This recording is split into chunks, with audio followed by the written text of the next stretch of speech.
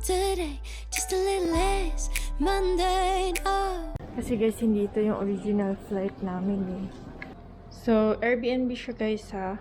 And yung binayaran natin for 4 nights is...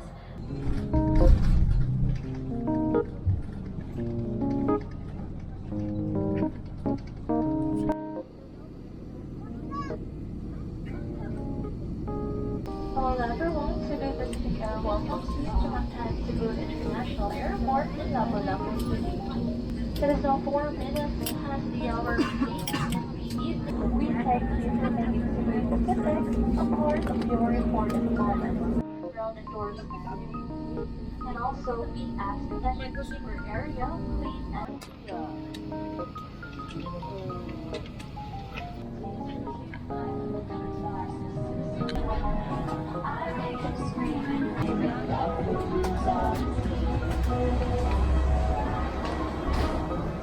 Finally guys, finally nakaabot na dyan.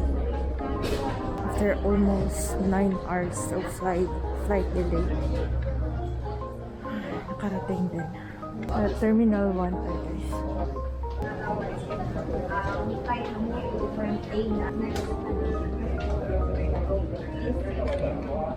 Sundan nyo lang yung mga tao.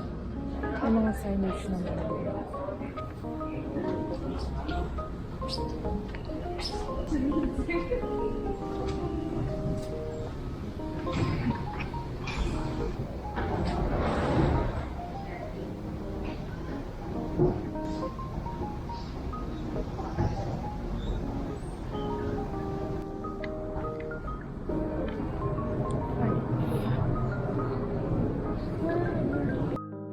Tingnan natin kung hindi ba naiwan yung bagahe. Kasi guys, hindi ito yung original flight namin eh. 10 AM yung original flight namin. Kaya nga nagkaroon ng problem dun sa aircraft. Kwento ko kung ano nangyari.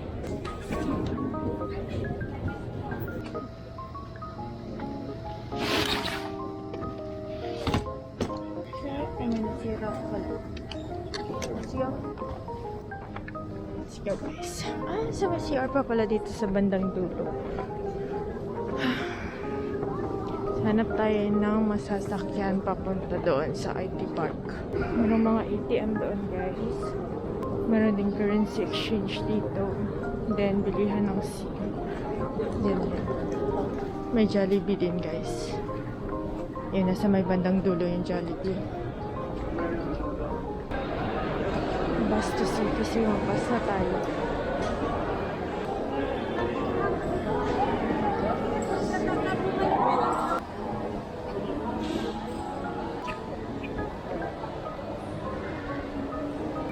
So maraming mga tindahan dito guys. Food, may Krispy Kreme, merong milk tea, mayong, lechon. Marami kayong pagpipilian kung nandito kayo sa airport ng Cebu. Red Talk. Pwede kayong mag-taxi. Pwedeng rental car. Bus to city. Bus to city. Ayan. Tingnan natin kung may bus.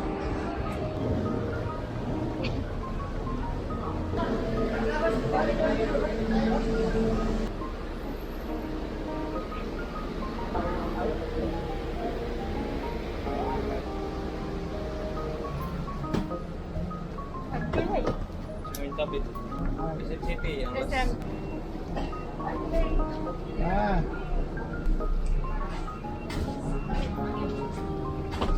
Ayo.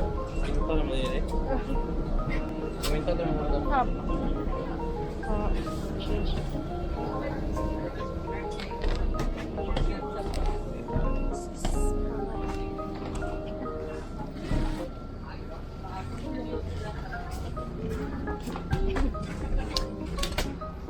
Hanggang 9 PM lang sila guys. Okay, let's go now. 8:38 PM.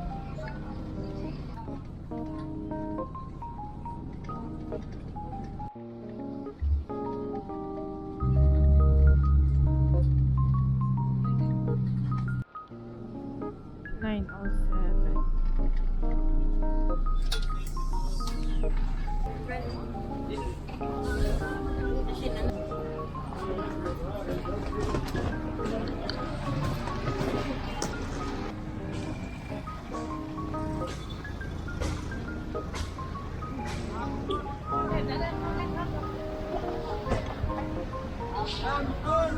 Abida Towers yan.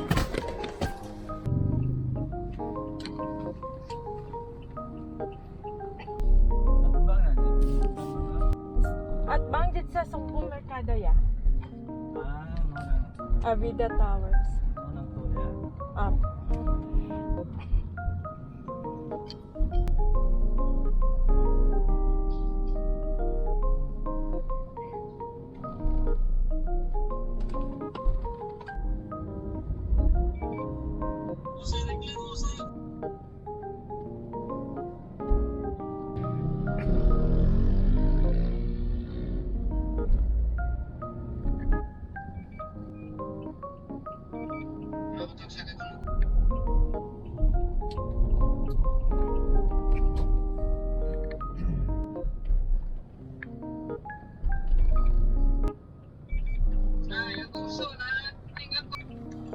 Nasa Turanan, boss. Okay, boss. Procedure yung kurso ba? Boss, si Ma'am G, nasa... Dire tower to. Apa. Sana na. Dari raya. Sila yun? Di pa.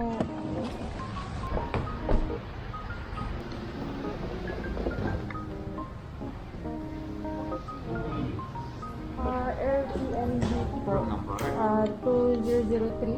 2003. Giselle de la Cruz.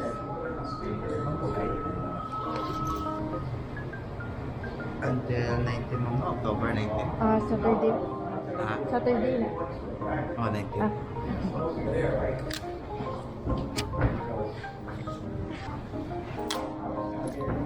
Dahil ara siya ma'am, adin pa check out him. Sulod na yan.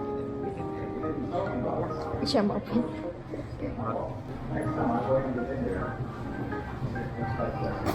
Okay. Thank you po. Okay. Let's go.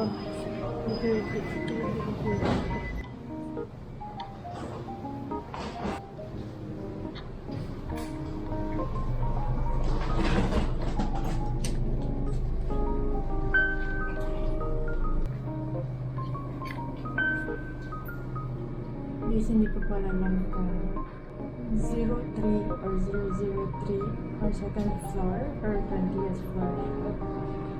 So, tingnan na natin.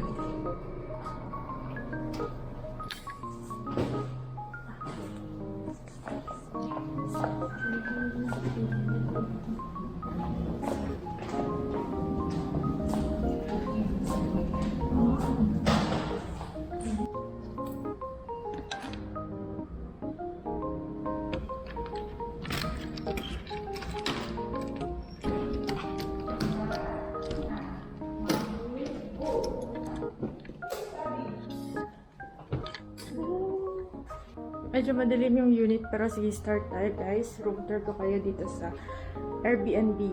So ito, pagpasok ninyo, walang division yung kwarto. Unlike dun sa unang Airbnb namin, dito din sa Abida Towers 2. So, andyan yung aircon. Ito yung bed. Maximum of 2 lang yung tao nila na pwede. And then, ito yung sa desk nila. Kung remote work ito, may desk sila. Magandang upuan. And then, ito meron silang drawer. So meron silang blower. Tingnan natin yung mga amenities. Ito. Extra kumot siguro.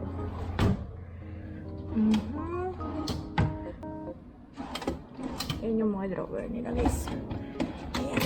May TV sila. And then may wifi sila which is Globe. May extension wire din na provided. And meron silang snacks. Tapos, tissue, and then electric iron. Then, yung iron board. Uy! May projector din. Tapos, hanger. Microwave. Lutuanan. Wala silang ayun. Ayun yung lutuanan. So, microwave, lutuanan, rice cooker, mga condiments, ayun, plato, pichel, mga baso, ayan, mga baso. Tapos, yung mga lutuanan. Ayan, mga extra nila. So, yung sink, medyo weird lang yung shape niya. Napakalaki ng space dun sa likod. Pero, yan yung sink. Now, let's go to, ref. So, ito yung ref. Walang laman. May provided sila na water. Hindi na tayo bibili. Then, salamin ito. Tapos, CR. Let's see the CR. Ayan. So, ito yung CR. May bidet. Tapos, meron silang conditioner, shampoo, body wash.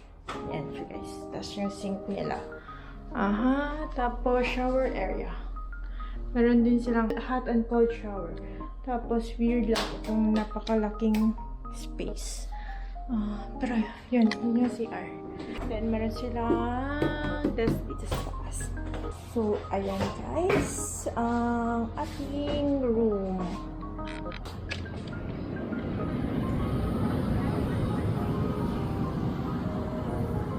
So, I think nasa may bandang likuran tayo. Kasi ito na yung apas na road. Nasa may bandang likod siya. Okay ko inopen. Paano siya i-close? Hindi ko alam. Ganyan na siguro. And, yun na. So, nakuha ko to siya. Tinan ko muna yung presyo. So, Airbnb siya guys ha. Sugbo Mercado is nasa harapan niya lang. And, yung binayaran natin for 4 nights is 5,146.25. So, good for 4 nights na yun. And madali lang din yung check-in. Hinanap pa yung ID ko. And magbibigay naman ng instruction din yung host a day before. Pero hiningi ko siya 2 days before. Just to make sure. So, eto na guys. Airbnb. Ilagay ko na lang yung link ng Airbnb. Tapos, sige, kwento ko muna ano nangyari. So, bali kasi supposed to be yung flight ko is 10:20 a.m. Dumating naman yung plane, kaya lang hindi na pina-take off kasi mayroong technical problem ata. So, at least naman nakita nila na may problema. And yung parts para maayos yun is parang ililipad papapunta ng Davao. And then, by 4 p.m., and walang assurance kung anong oras siya maayos talaga or kung maayos ba talaga. Isipin nyo na lang, nasa airport na ako like 7 a.m. Hinatid ako ni Papa sa Overland Terminal sa Kinapawan ng like mga 3 a.m. And then bus ng around 3:30. Tapos yun, nakarating ako ng airport. So from doon, hindi na siya nakalipad. Naghintay na lang kami. Parang nagbigay naman sila ng maraming options. Kaya lang, yung problem siguro is late na din sila nagbigay ng options na parang pwede palang lumipad pa Manila, then Manila to Cebu. Pero hindi na sana kami naghintay ng like almost 8 hours. Pero yun guys, pero at least safe naman tayo nakarating. And then nag-provide din sila ng food, snack, and then lunch, dinner, and then another snack. Puro Jollibee. Hindi ko na siya na-videohan din. Pero, yun guys, tingnan natin. Sabi kasi nila may voucher din daw, travel voucher, like one way. Diretso na yun siya sa email, sa account namin. Tingnan natin kung papasok talaga. Basta more than 4 hours yung flight disruption. And then, technical issue siya ng airline. Yung compensation nun is flight voucher din. So, magbibigay sila nun. Tingnan lang natin kung papasok. Yung papunta pala dito, if nakita nyo, nilagay ko naman yung video doon kung magkano yung Grab, kung mag-take ka ng Grab, kung mag-take ka ng angkas. Yung pinakamura talaga is yung my bus galing sa terminal and then papunta sa SM. Doon kayo bababa. So, 50 pesos yun. And then from SM, para na lang kayo ng white taxi. So, yung white taxi kanina is 106 lang. So, isipin ninyo parang nasa 300 plus yung Grab kanina. And then, yung total lang no nagasto ko ngayon is mga 150, 156, ganun. So, mas mura talaga. Yun yung cheapest option ninyo. wala naman traffic ganitong oras. Though yung may bus is hanggang 9 PM lang siya. Yun guys, tingnan natin kung anong gagawin natin dito. Pero kasi personal yung lakad na to, so baka hindi tayo magtutour or something. So check nyo na lang yung old playlist namin sa Cebu, yung mga pinagagagawa namin. Pero ngayon, tingnan natin kung ano yung i-share ko. Pero yun guys, sige. So mag-rest na ako. And yan, hi ulit. So ito yung Airbnb. Yan. Din yung wifi nila guys. Mabilis ba? Mabilis ba? Tingnan natin. Okay, nasa may 13 lang siya. Oh my goodness, 6. Really? Oh no! Mahina? Really? Oh no! Oh my goodness. Really? Sige, think positive, think positive. Tingnan natin kung anong mangyayari bukas. Baka need lang i-reset or whatever. Pero, oh my goodness.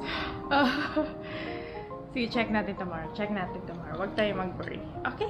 Okay, guys. Bye-bye! Try natin ulit yung speed test. Ayan. So, okay na. 66, 64. Ayan. So, ngayon is 62.26. So, ano yung ginawa ko? Bali, restart ko lang yung router nila. So, nag-okay na naman din siya. That's it! Bye! So, mag-check out na tayo. Yung additional instruction lang ng host is garbage bag na nasa toilet is itatapon doon sa garbage chute na nandun sa labas. So, yun lang naman yung special na instruction nila. Aside from that, wala na. So, iwan na lang natin yung susi doon sa security, sa baba. From here to airport, kung mag-grab kayo, around 500 pesos. Medyo mahal siya, kaya magta-taxi na lang tayo. Inisip ko kung mag-grab papunta doon sa terminal ng my bus or magta-taxi sa baba. So, tingnan natin sa baba. So, yun guys. Check out na tayo. And see you again, Cebu. Panoorin nyo na lang yung mga old videos ko dun sa Cebu kasi ayoko na siyang ulitin. Experience ko na kasi siya, so yun lang guys.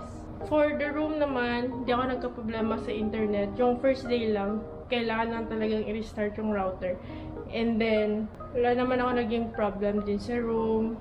Accessible siya sa supermerkado, accessible siya doon sa around IT Park, so good siya guys.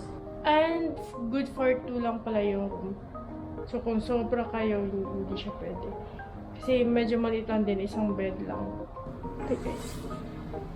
So, double check muna pag umalis. Yung mga nakasingit ba wala? Okay. Ang weird lang ng placement ng switch dito sa ilaw na to. Okay, let's go.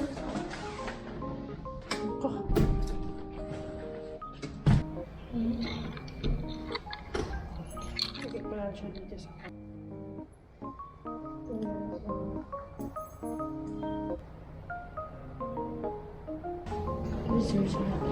ito yung garbage chute guys. Lagyan nyo lang yun dyan.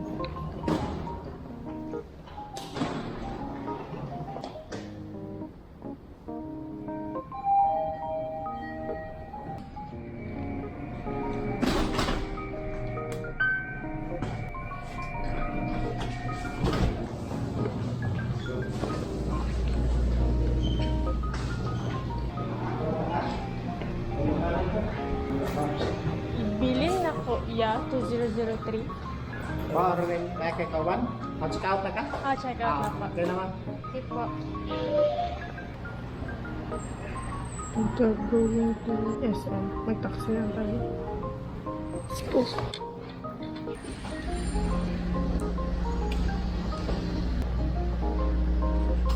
Ay, hello. Yan. SM sa may bus na terminal. Sa may bus? May bus SM yan. Okay.